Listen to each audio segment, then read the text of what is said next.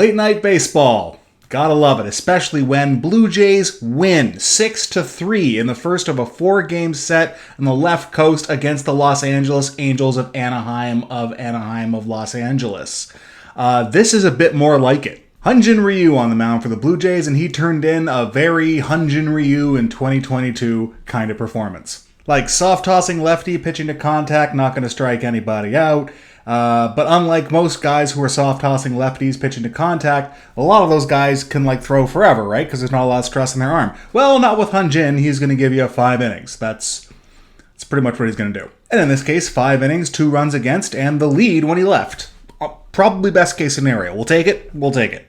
For some people, it eats at them that Hyun-Jin is getting paid $20 million a season, and there was a lot of hoopla when the Jays signed him because he was the first big signing of this current iteration of a good Blue Jays team. But I honestly am starting to look at his signing kind of like when the Nationals signed Michael Morse all those years ago. Was Michael Morse a good signing? God, no, but that's not the point. The point was to signal to free agents and Major League Baseball as a whole, hey, the Blue Jays, we're going to try to win now. We're open for business. We got the money. We've got the base of talent. We're going to try to win. Here we go. And that led to getting George Springer, getting Kevin Gausman, re-signing Jose Barrios, etc., etc. So, yeah, he was the first. He was the first. Not the last, he was the first, and that's fine. 2022, he's going to soft toss you 5, maybe pretty okay innings, and that's what we got. And the lowercase f, fine. It's fine. Especially when we got the bullpen like we got tonight. Outstanding performances from Phelps, from Simber, from Garcia, and Romano. Just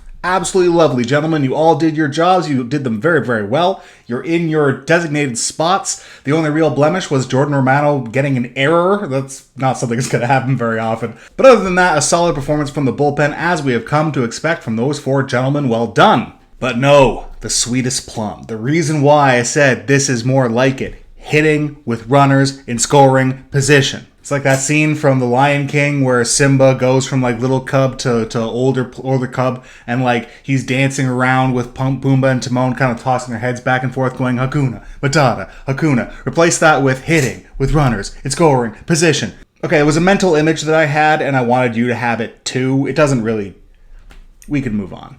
Hitting with runners in scoring position. It's good, and it's especially important for trying to win baseball games. And the Blue Jays did it today. Hooray! Yes, they got the 3 solo home runs. George Springer with a leadoff home run in the first, always pretty fun. Vlad Guerrero with home runs in consecutive games. That's looking pretty nice. Dinged it off the foul pole just like Danny did in the previous game. All very, very nice. But my favorite was obviously the Danny Dong, because this guy crushed the ball all night. He ended up going 1 for 4, but he could have been much better than that were it not for some unfortunate situations where the ball just kind of found a glove, and Brandon Marsh absolutely robbed him of what should have been a home run earlier in the game. Danny's killing it. He is absolutely swinging a hot stick. We got to keep him in the lineup until he cools off. Right now, he's got something going on. But the best hit, the most important hit of the whole game, Santiago Espinal had a ground ball sharply back up the middle that was turned into a single that scored around. That's great. Bo Bichette with a 2-run double. Ooh, that felt nice. That felt good. A hanging slider for Ohtani, and Bo absolutely smoked it. He looked great in this game. He had 2 hits, including this clutch hit, taking advantage of mistakes by the opposing pitcher. And this is Shohei Ohtani. Guy's pretty good, I hear. Now, he didn't have his best slider tonight, and the Blue Jays got a chance to whack it around a little bit. They didn't take full advantage of it, but they took more than enough. Bo's big hit was the big blow, and it was lovely to see. We've seen many times during this extended cold stretch, aka the entire season, the Blue Jays would be given an opportunity with a hanging breaking ball, or a fastball that doesn't go where it's supposed to, or lots of runners on, and a pitcher not able to find his command, and the Blue Jays find ways to make outs, find ways to not take advantage of it. And I've said in previous videos that the difference between this team being where they are now and this team legitimately bucking for first place is 3 key singles. Not even big, smash hits, not extra bases. I'm talking 3 key singles with runners on. And a lot of these close losses that we've had turn right around. Because in a lot of those games, the Blue Jays had tons of opportunities with runners in scoring position. If they can A, start doing that, but more importantly, B, start taking advantage of pitchers' mistakes, now we got something. If Vlad can start hitting the ball in the air with power, now we got something. If Danny Jansen, the offense-first catcher that we were promised 4 years ago when he first came up to the big leagues, if that guy has finally arrived, we've definitely got something. And listen, only 6 runs were scored here. There's a lot more to come. We're just scratching the surface of the potential of this team. If they can start really stringing hits together in the way that they did only last year, ooh, that would feel really nice, considering that the starting pitching has not started to falter yet. Obviously, it will. The starting pitching will falter at some point. It's 162 games. It's inevitable. It's just the nature of the sport. But right now, they're humming along at a really good clip. If the offense is starting to find itself, that would be phenomenal timing, as the Blue Jays could start racking up some real big win streaks. June might be a lot of fun if current trends continue. Just like disco album sales. Yes, a Simpsons joke. I couldn't help myself.